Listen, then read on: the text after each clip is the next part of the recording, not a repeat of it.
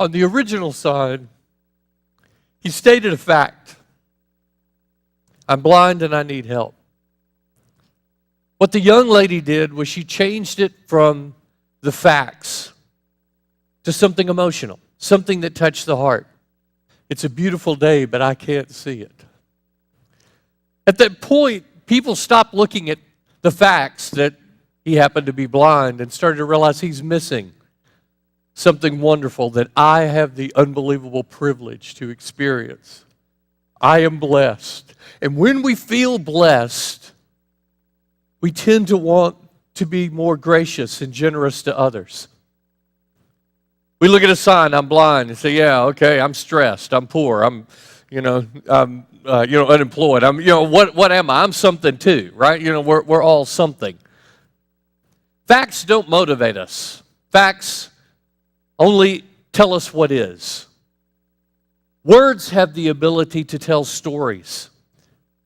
What we believe, what we think, what is rumbling around in the recesses of our brain are going to affect our attitude, our emotions, and eventually our words, what come out of our mouth. And it's important to understand that both of these things are key components to the life that we will live, to the quality of life that we will live. There are people in the same job, one of them miserable and the other one very happy and very fulfilled and very satisfied. There are people in marriages, one of them very happy, fulfilled, and satisfied, and the other one miserable. There are people in school. There are people that are in the exact same circumstances over and over. Why does one thrive and the other one languish? Why does that happen? Usually it's the stories we tell ourselves about it. In almost every situation, there is good and there is bad. One of the things that I run into all the time is when we have a negative experience. I will have people, in very difficult situations like a job situation or, and this even happens here at God Why, to be real honest, we will have a situation where we have someone serving and working here. And most of the people that I'm in relationship with and others, we're pretty fairly, regular contact, how things going. And for weeks, you'll be doing the same thing. You just go, how's it going? How things moving?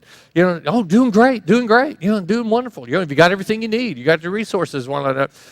And then all of a sudden, they have a horrible experience. Someone is really mean or cruel to them, or, there's some kind of calamity or something like that. And I get a phone call and they go, listen, I'm just burnt out. I don't want to do this anymore. And I go, well, what's happened? I haven't been taken care of. And I'm going, I just had a conversation with you last week and you said everything was wonderful. And what happens is when we have that negative thing, then we start to selectively look back and pick out everything that's frustrated us over the last 6 months. That's the reason people will enter into a divorce. And the person who has, become disillusioned with that relationship would go, I haven't loved you for 25 years. And you go, that is such BS. That is not the truth. But we rewrite it. As we look back, we choose to pick every negative thing now rather than picking the positive things. As we looked at the book, Stumbling on Happiness, it said, rarely do we ever look accurately at anything. And they did scientific studies where they would do a vacation. And they would talk to people about the vacation they were going on and how this whole thing was going to be. And then every day they would talk to them and they had to journal about every day of their vacation. And their thoughts of how the vacation were going to be were always greater and more grand than the way it actually was.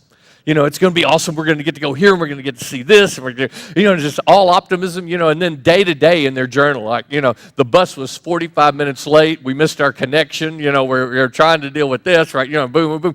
And then all of a sudden, 6 months later, they'd ask about their vacation. Oh, it was wonderful. It was great. Well, did you experience any stress? No, it was all great. It was the most relaxing place I've ever been. You go, no, your journal, day by day, said all this stuff, right? But what happened? We pick and choose what we want to focus on. And many times we can swap just like that. We can be very positive because we're looking at all the positive things about this relationship or about this job or about this circumstance or this situation, and then have something happen that derails us, and all of a sudden we can selectively go back and pick everything that's frustrated us in that same thing. What's going on in our head is going to affect how we view situations, relationships, circumstances, everything around us. And we are not balanced. We are unwell, folks. Matchbox 22 is right. I am not completely healthy. I am not capable in my humanness to always be objective and open-minded. I would love to think that I am, but the reality is I am not. I am selective about what I hold on to. And if I'm happy and excited, I tend to hold on to all the happy stuff. And if I'm upset or frustrated, I tend to accentuate all the negative stuff. And it begins to affect the quality of my life. Now, in Psalms 19:14, the psalmist says this. He says, "Let the words of my mouth and the meditations of my heart be acceptable in thy sight, O Lord, my strength and my Redeemer." He says, let the words that are coming out of my mouth and the attitudes, the thoughts, the meditations of my heart, the heart being the locus in Old Testament terminology for the inner part of who I am, not, that thing pumping blood, but, the meditations of my heart, my soul, my spirit, what I'm feeding on. I want those to be acceptable in your sight. Because we can have some pretty stinking thinking, can't we? We can get ourselves in a real funk from time to time. We can focus on every negative, horrible, unhealthy thing on the planet and really create dysfunction. And then we can also, in some situations, you all know I love the book of Philippians. One of the reasons I love the book of Philippians is we got Paul in prison talking about what a great day it is. And you go, how do you talk about a great day when I'm sitting in prison? Well, it was because he had chosen to focus on the things that he knew God was doing in that circumstance rather than focusing on the fact that he was in jail and in chains and that the food was stinking and that the atmosphere was horrible and the roommates weren't all that great, right? He had a choice of what he was going to focus on, and he chose to focus on the things that were healthy rather than focusing all the negative things. And almost all of us get some sense of a choice of what are we going to focus on? Where are we going to go? And the psalmist says, I want the words of my mouth and the meditations of my heart to be acceptable in the sight of the Lord. I want to do the things that promote a great relationship there because I know that will also make a great, healthy life here. Now, in Proverbs 18:21, we read this, the tongue has the power of life and death, and those who love it will eat from its fruit. The tongue has the ability to create life or death. Almost all of us know that. If you ever have a boss or a parent or a spouse or someone you're dating, and they are constantly encouraging and building you up, man, there's nothing better than those words of life. And if you have a boss or a spouse or a friend or a coworker or something, and all they ever do is criticize and they're bitter and whatnot, it will literally suck the life out of you. The tongue has the power of life and death. Our words are powerful, and they change everything. I know we had a guy that I used to work with when I was working for HCA, and they changed our building design. And it was really interesting. They went to cubicles with waist-high walls so that when you stood at one end, you could see everybody that was working there. And we had this one guy who was just unbelievably vocal about, it's the worst design ever. You don't have any privacy. It's going to be noisy. There's no sound dampening. And you just went through, all of the negative stuff. But our boss was really high on this. And so, they went on and did it, but he was just always naysaying. And I used to be in the cube next to him. And one day he was out there, this is just the worst design right now. And I just said, hey, listen. I said, I've heard you say that, but you used to be in the cube next to me and you disturbed me all the time because you talk loud because you thought that wall was going to do something and it doesn't do squat. Now that wall's not there and you can see us sitting next to you, you're much quieter and the whole environment is much quieter. And everybody around me went, John's right. It really is quieter, now because you really realize I'm interrupting someone. Well, what happened? He had an opinion, and his opinion was poisoning the pool, and all of a sudden I countered that opinion, and people went, no, John probably is more correct than the other. Have you all ever been in that situation? My parents used to tell me, if you're ever in a situation where everybody's saying they're going to go do something, you get that little thing inside of you that goes, this is a really, really bad idea. This is not going to go well. Almost be assured that there are other people feeling that, but they are afraid to say it.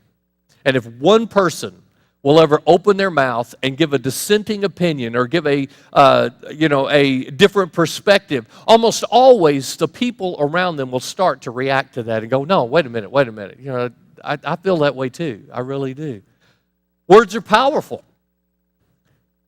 I remember reading Julius Caesar in high school, where the conspirators get up and they talk about Caesar and how horrible he is, and then Mark Antony gets up and talks about how wonderful he was, and they end up killing the conspirators. They were all on the conspirator side till somebody gave the dissenting opinion. And in a second, the whole attitude of the mob changed 180 degrees.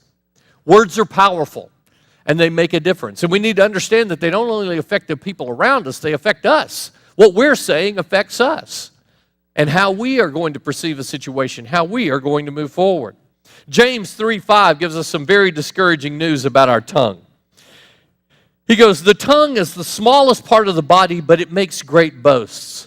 Consider what a great forest is set on fire by a small spark. The tongue also is a fire, a world of evil among the parts of the body. It corrupts the whole person, setting the whole course of his life on fire, and is itself set on fire by hell. All kinds of animals and birds and reptiles and creatures of the sea are being tamed and have been tamed by man, but no man can tame the tongue. It is a ruthless evil full of deadly poison. With the tongue we praise our Lord and our Father, and with it we curse men. We have been made who have been made in God's likeness. Out of the same mouth comes praise and cursing. My brothers, sisters, this should not be. Can both fresh water and salt water flow from the same spring? Evidently they can when it comes to the tongue, because I do that. I praise my Father in heaven, and I just get the most critical, bitter stuff going on too. And I have to understand that shapes me. It shapes everything around me. What I'm saying has impact. Now, how do we tame the tongue? I believe our formula tells us. What I choose to think about is going to inform what comes out of my mouth. My attitude, my outlook, my perspective is always going to affect my words and my facial expressions. I don't know if you know those people that, you always know what they're thinking because their face tells on them over and over. Some people got a poker face, but so other people, their face just tells you exactly where their head's at, where their heart's at, and what's going on. But our words will always eventually tell where our heart is. In fact, in Luke 6:47, it says, the good man brings good things out of the good stored up in his heart. But the evil man brings evil things out of the evil stored up in his heart. For out of the overflow of his heart, his mouth speaks. Now, the first thing, as we begin to talk about getting our thoughts together, because we know that out of the overflow of our heart, our mouth is going to speak, we live in a very positive, motivated culture around us. I mean, everybody in the world is talking about the power of positive thinking, and you need to, get this together. In fact, we look at people who are a little more what we would call negative, and we just go, they just need to get with it, because all of us excited, positive people are the ones that are going to rule the world. If you act enthusiastic, you'll be enthusiastic, and you'll think enthusiastic thoughts. And Paul was one of those guys. That's the reason Paul in Philippians 4:8, when he was in prison, said, finally, brothers, whatever is true, whatever is noble, whatever is right, whatever is pure, whatever is lovely, whatever is admirable, if there's anything that is excellent or praiseworthy, think about those things. Focus on the positive things that are going to move us forward. However, a lot of scientific research is coming out to go that even though that is important, And some people, God has wired up when He knit us together in our mother's womb to be very positive, to be glass half full. I'm a glass half full kind of guy. My mom used to always laugh. If I ever played any kind of sport, or when we were racing Hot Wheel cars, or playing electric football, or anything when I was a kid, she would go, "How'd it go?" I go, "I came in second." There were only two of us, right? But I came in second. I did not lose. I came in second. And I always did that. She would go, she goes, "That's so funny that you always say I came in second." And I go, "Well, we each had more than one car, right? So I would figure out a way that I came in second, all right? Because I tend to live life in that kind of glass half full. And people that always want to point out everything that could go wrong, they grate on me sometime, because I just go, quit focusing on that. Focus on the positive. Let's get out there. But scientific research is beginning to show that God has wired us up differently, and both things can be very positive. Now, the problem with being very, very up, very bright, very glass half full, we can do this, we can pull down this whole thing, is, man, we are full of ideas, and we're full of enthusiasm and motivation and whatnot, and we can leave the details just in chaos. We miss all of these small, intricate parts that need to happen for it to flow smooth. And generally, when someone starts to point all those little details out to us, we'll go, "It'll be okay, it'll be fine," right? We just ignore them, right? "No, it'll be fine," right? Now I'm like a cat, man. I may look, a little crazy coming through the air, but I always land on my feet. It'll be good. It'll be fine, right? But science is showing us that there are other people that are motivated in a very different way. They are motivated by looking at the negative, interestingly enough. Let me read something to you. It says, a study conducted by Professor Joseph Forgas of the University of West South Wales showed that bad moods can be actually turned into good for you. The study proved that people who were experiencing bad moods were more critical and paid more attention to the surrounding environment than the happier people, who were more likely to believe that everything would be just as they were told it was. Whereas positive mood seems to promote creativity, flexibility, cooperation, and resilience, they also tend to work on mental shortcuts and quick fixes. Negative moods trigger more attentive, more careful thought, paying greater attention to the external world. Our research suggests that sadness promotes information processing strategies best suited to dealing with more demanding situations. Now, what he's talking about there, and I'm going to read one other thing down here. It says, we're not talking about a general disposition of a glass half full. Defensive pessimism is a strategy used for specific situations to manage anxiety, fear, and worry, says Julie Norman, who wrote the book, The Power of Negative Thinking. She says, preparing for a situation by setting low expectations for themselves, then following up with a very detailed assignment of everything that may go wrong. Once they've imagined the full range of bad outcomes, they start figuring out how they will handle them, and that gives them a sense of control. Now, that sounds negative, but really what is happening is the positive person goes, I know it's going to be all right. I know it's going to be wonderful. My enthusiasm, my excellence, my great dynamic personality is going to surround all these people, and it's going to be awesome. And what we don't realize is many times we sabotage ourselves because all of those little details are making it chaos for everybody else, no matter how much we yell and scream about how wonderful it is. I actually had some job descriptions turned around, and I ended up having to do some technical work around here recently and got to experience the negative side that our tech people experience all the time with not having stuff till it was late and trying to throw stuff together and do all that stuff. And I just went, I have got to change my life because I do this to other people, and I don't realize how frustrating that is. To have somebody go, no, it's going to be fine. And to go, but I've still got to get these 4 things done sometime in the next 5 minutes. How am I supposed to do that? And to sit there and feel that tension and just go, oh, God, I've got to wake up. I have got, enthusiasm is great. It is wonderful.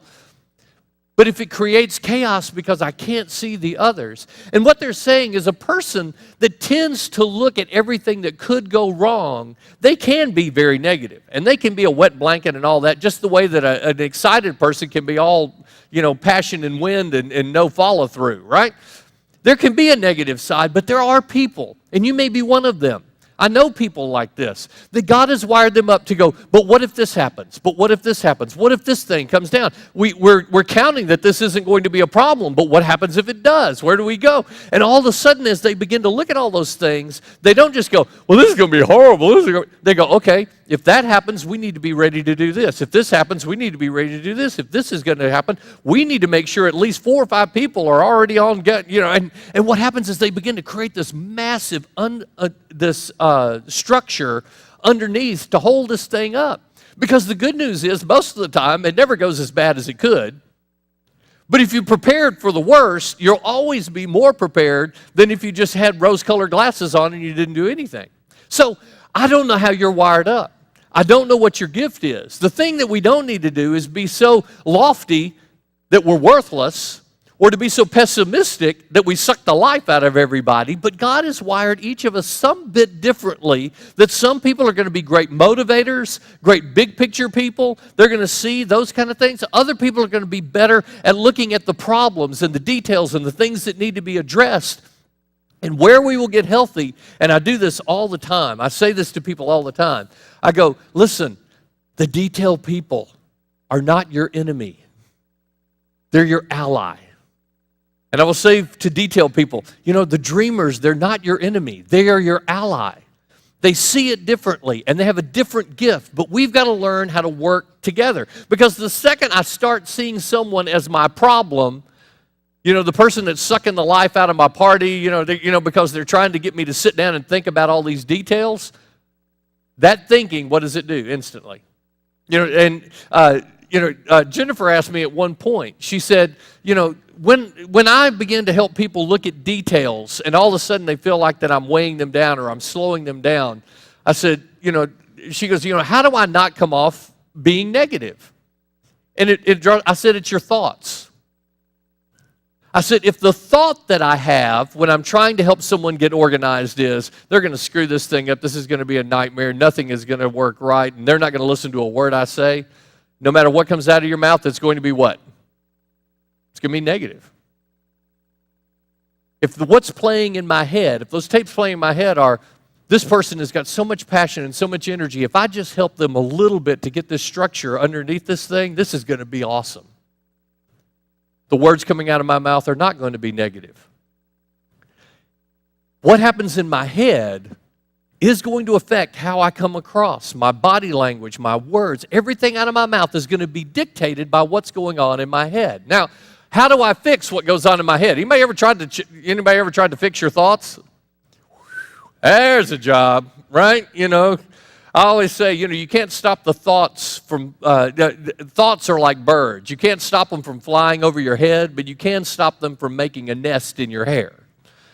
I'm going to have all manner of thoughts, and most of them are going to be all about my personality. I mean, if I'm the glass, not glass half empty, but if I'm the detail person, I'm always going to look at what could possibly go wrong, where if I'm the fire and wind person, that's always, wow, it's going to be awesome, right? I'm always thinking about the big picture and not thinking about the details. So I may be on either end of the pole, but the thing is, what is going on in my mind when I begin to look at the other things that are in there? Do I see them as a negative? Do I see them as drawing me down, slowing me down, keeping me from that? Do I see them as, being all flighty and all, full of passion and no full of detail? Because if I have that mindset, what's going to happen is I will be negative. So what I've got to do is I've got to choose which thoughts I'm going to hold on to, right? I got to choose which thoughts I'm going to hold on to. One of the greatest things I ever figured out in my relationship with Paula is if I'm ever frustrated by something, I had to be honest with myself. When I'm frustrated with something, I only see my side and I never see her side. And you do it too. I guarantee you. If you're human, we always see our perspective. We never see the other person's perspective. So, for instance, if I feel like, that I've got too much of the family stuff on my plate and I'm frustrated by that, it shows. I snap at her, and she asks me to do something. I go, well, yeah, we'll add that to the list, right? And I mean, all that tape playing in my head is coming out in my attitude. It's coming out in my voice. So every once in a while, I go, we need to talk about this. But I learned whenever I'm going to talk about there's too much on my list, I need to try to make a list for her, right? What does Paula do? She balances all the checkbook, pays all the bills, takes care of all the shopping, does all the laundry. I start writing down everything that she does. I cannot tell you how many times I went, I've got a great deal. I need to shut my mouth and love my life, baby. Why? Because I took a moment to actually stop thinking about everything that was frustrating me and try to go, what is she doing? Where is she going? And when I did the math, I had a good deal. Nothing changed other than the fact of what I started to focus on. Nothing changed about the circumstance. Nothing changed about the situation. The only thing that changed was what am I focusing on and what am I feeding myself? What am I hanging on to? Because what I hang on to will change everything. When I stop seeing someone that is detail-oriented as a problem and start seeing them as an asset, all of a sudden my attitude changes and my life gets better. When I see them as an enemy, or a frustration or a downer, my attitude drops and I see, and everything goes to pot. I have to choose what I'm going to hold on to. I have to choose what I'm going to focus on. That's the reason Paul said those things that are just, that are pure, that are of a good report, that have praise or excellence, focus on that stuff. Because that's not just the positive, that's the healthy. And there is a difference, because focusing on the details is a positive. Focusing on what could possibly go wrong to get a plan to fix it is a positive. Everything that Paul's talking about are not whether they're positive or negative, it's what's healthy. Those things that are just, those things that are pure, those things that are of good report. I need to get my head and going, am I focusing on the most important things here or am I focusing on the wrong? Because they are going to affect who I am. And ultimately, when we get down to the end of this, we come down to a Bible word that I believe is motivating for this whole thoughts and words part that's going to lead us to life. And the term is faith. Faith. Because if I'm trying to get my head in a healthy spot, what I believe about my future and my destiny and the circumstances around me and everything else that's going on is going to affect almost everything about what I think about my life. Now let me give you what I wrote down here about faith. I put faith, a belief about the future that motivates us to trust God, seeing opposition as growth opportunity, God's sovereignty, His ability to control everything, to affect every situation, and our focus on God's purpose and direction for our lives. These are to motivate and drive our lives. So the first one is opposition is growth. In Romans 5:3 it says, we also rejoice in our suffering because we know that suffering produces perseverance, perseverance character, and character hope. And hope does not disappoint us because God has poured out His love into our hearts by the Holy Spirit whom He has given us. I'm telling you, one of the greatest things that ever happened in my life was when God finally broke through and said, did you not read the passage that said, in this world you will have trouble? But take heart. I'm still in control. He goes, if they persecuted me, they will persecute you. There's not a problem. I mean, how many of us, the very first thing that happens when we ever have hassle in our life is, God, why are you letting this happen to me? God, why is this going on? You don't love me. You're not there, right? And he's going, man, I told you. The world is messed up. But you can grow. My first 2 years, those of y'all who have been around at the Hendersonville Chapel were 2 most miserable years of my life. I grew more than I'd ever grown at any point before that. Because I had to man up, and I had to figure out, am I going to be a baby or am I going to get this thing together? And the word that the Lord gave me as I was struggling and thinking about resigning in the first 6 months was, you can either stay here and grow up Or you can run somewhere else and try to be a hero. Go find someplace that's easier. Go find someplace, where you can go and not be challenged and not be stretched. I made a choice to stay and deal with the hard situation, and it was the greatest choice I ever made in my life. Because I grew up, I finally had to learn how to deal with conflict and do it with a proper attitude. I had to learn how to deal with people that thought differently and figure out how to get to a place where we could both walk in unity together. I had to learn how to still be positive when everything around me was going to the ditch. I had to figure out, how am I going to live in a way that honors God even though everything around me is in chaos? But it took a mind shift. I had to look and go, God is not punishing me. This is not happening because something is wrong. This is happening because this is what the world is. And if I'm ever going to be successful at being the man of God that God's called me to be, I got to learn how to thrive here. Paul learned how to thrive even if his body was in a prison. And it happened because of what was going on in his head. He said to himself, this is not a mistake. This is not God punishing me. This is the result of a very difficult, very fallen world, and I can grow even in a difficult situation. What's playing in my head is going to affect what comes out of my mouth. It's going to affect my actions. It's going to affect my attitudes, my behavior, my habits, and my quality of life. And the first thing we have to realize is that opposition or hardship is a great place to grow if our head's in the right spot. Number 2, God's sovereignty. In Romans 8:28, it says, we know that in all things God works for good for those who love Him, those who have been called according to His purpose. And I've come to believe that. I mean, quite honestly, if I had known everything that, when we started God Why, if I had known everything that we would have had to face at the outset, I never would have done it. I never would have done it. God was smart enough not to show me how many challenges we were going to have to face to get from birth to here.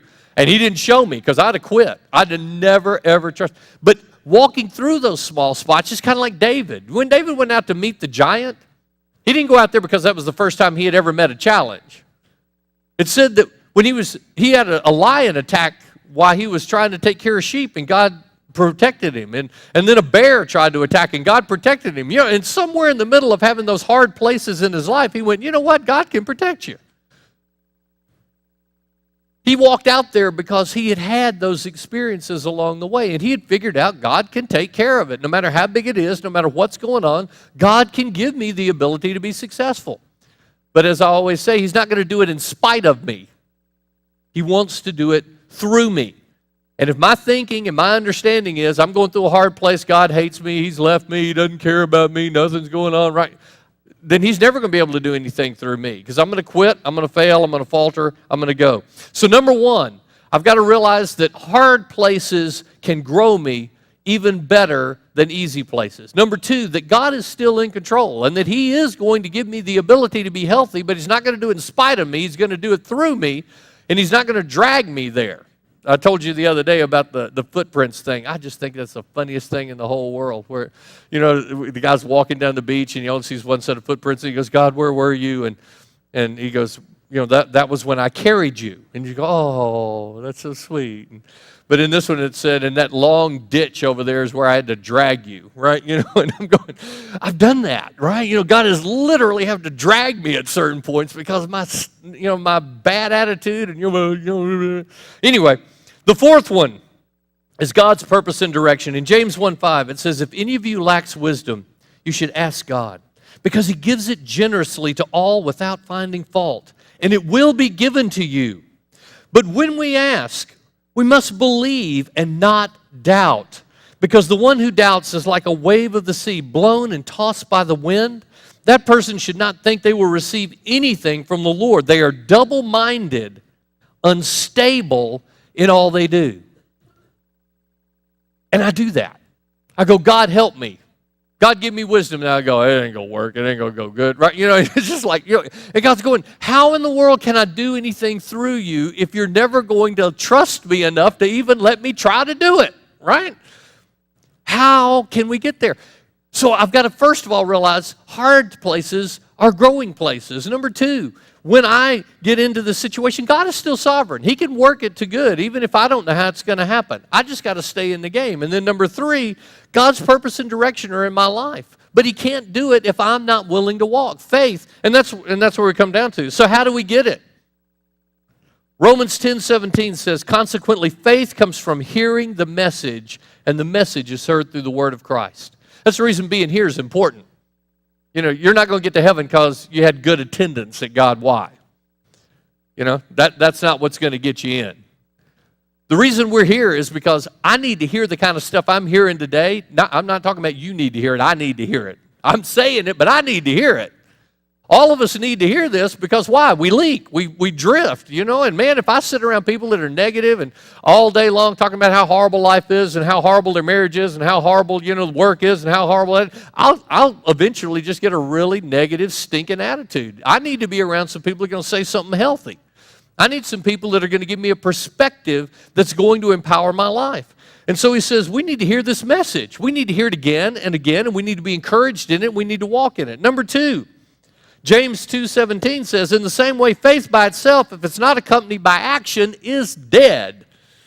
What he means, you know, I can believe, you know, and I use this as a common illustration, but, you know, I can believe that I need to exercise, and I'm right. But if I never exercise, that belief doesn't do me much good. You know, I can believe that using credit cards to finance my life is a bad idea. But if I keep using credit cards, it doesn't matter.